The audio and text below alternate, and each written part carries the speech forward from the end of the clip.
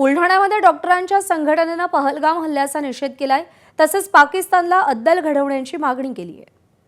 जे मृत्युमुखी पडले त्यांना आम्ही डॉक्टर असोसिएशनतर्फे भावपूर्ण श्रद्धांजली देतो आणि आम्हाला जे जर वेळ परिस्थिती पडलीच तर आम्ही सीमेवर जाऊन वैद्यकीय सेवा देण्यासाठी तयार आहोत, जर युद्धजन्य परिस्थिती झाली तर, आणि वेळ पडली तर आम्ही हातामध्ये बंदूक घ्यायची तयारी पण आमची आहे।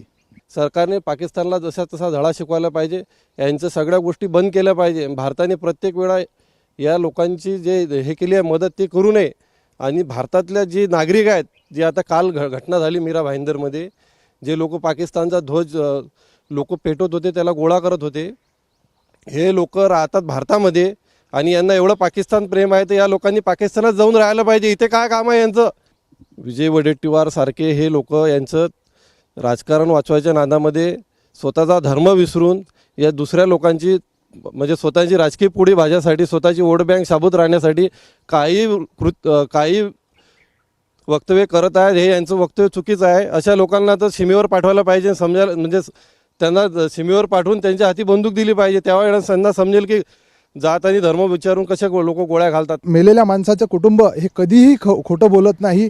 या भावनांचा आदर, त्यांच्या मेलेल्या माणसांच्या भावनांचा आदर त्यांनी केला पाहिजे। आणि जर तुम्हाला जर नेहमीच राजकारण प्रत्येक गोष्टीत जर करायचं असेल तर देशरक्षणासाठी तुम्ही कधीही समोर येऊ शकत नाही।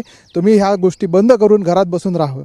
इंटरनॅशनल लेवलला बऱ्याच देशांमध्ये अशी आतंकवादी हमले झालेले आहेत, तर याच्यामागे जेही देश असतील त्यांना कडक शिक्षा करायला पाहिजे आणि सर्व देशांनी त्यांना मदत बंद करायला पाहिजे, आणि भारतांनी आपल्या इथं जो हमला झाला त्याचा बदला घ्यायलाच पाहिजे। एबीपी माझा, उघडा डोळे बघा नीट।